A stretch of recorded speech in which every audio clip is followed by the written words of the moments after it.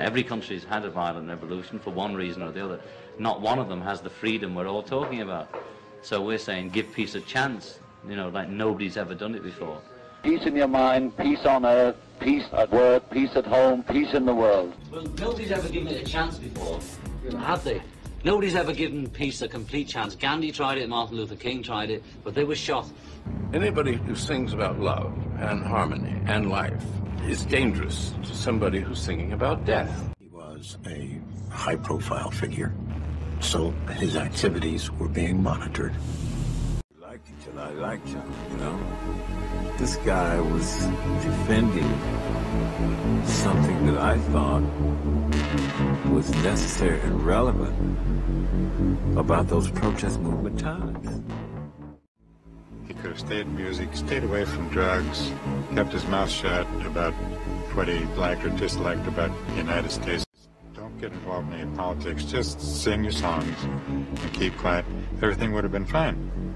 But now when he starts financing the people that we're trying to put in jail, then that gets kind of serious. Anybody knows that the people have the power. All we have to do is awaken the power in the people. The people are unaware. It's like they're not educated to realize that they have power.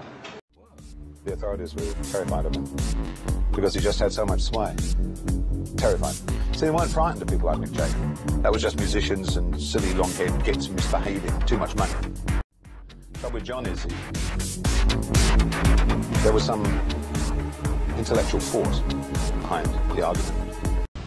If anybody can put on paper what our government and the American government, etc., and the Russian, Chinese, what they are actually trying to do, you know, and what they think they're doing, I'd be very pleased to know what they think they're doing. I think they're all insane. I mean, the notion that the world's largest, most powerful imperial nation, the United States of America, could be seriously threatened by a writer, an intellectual, a singer, a painter. It's laughable. I mean, it's just a joke. His activities were being monitored.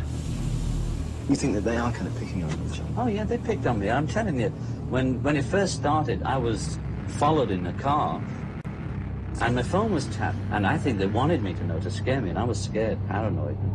People thought I was crazy then. You know? I mean, they do anyway, but I mean, more so, you know, like, oh, you big-headed little maniac, right? Who's going to follow you around? Well, what do they want? You know, that's what I'm saying. What do they want? You know, I'm not going to cause them any problem.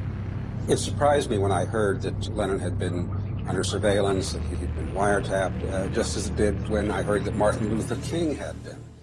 I can't prove it, you know. I just know there's a lot of repairs going on in the cellar. I know the difference between the phone being normal when I pick it up and when every time I pick it up there's a lot of noises, you know. And I'd open the door and there'd be guys standing on the other side of the street. I'd get in the car and they'd be following me. In a car and not hiding. That's why I got a bit paranoid as well. They wanted me to see I was being followed, you know. Suddenly I realized this was serious, you know. They were coming for me one way or the other.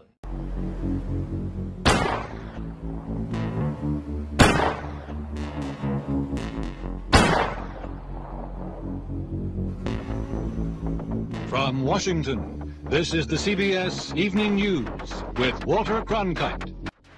Good evening.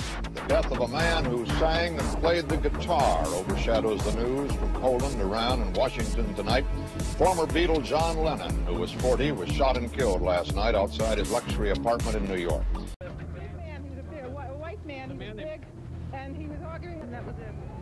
The cops pulled John Lennon out and put him into the back of a police car. He was shot by an unknown, at this time, white male who was in custody at this time.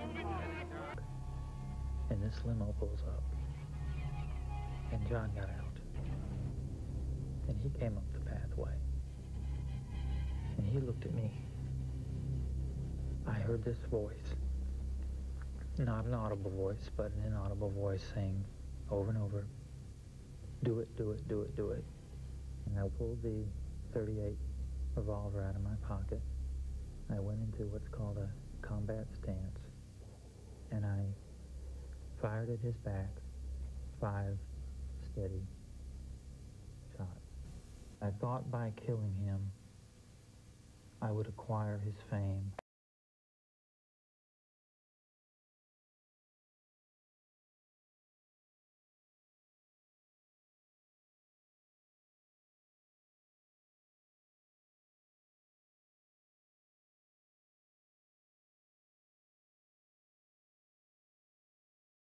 I have to be more politically aware in a day and age like this. It's almost impossible to close your eyes to it. And they're afraid of us because we are not only a cultural and political threat, we are a military threat to those generals that are running that war and controlling young kids' minds over there.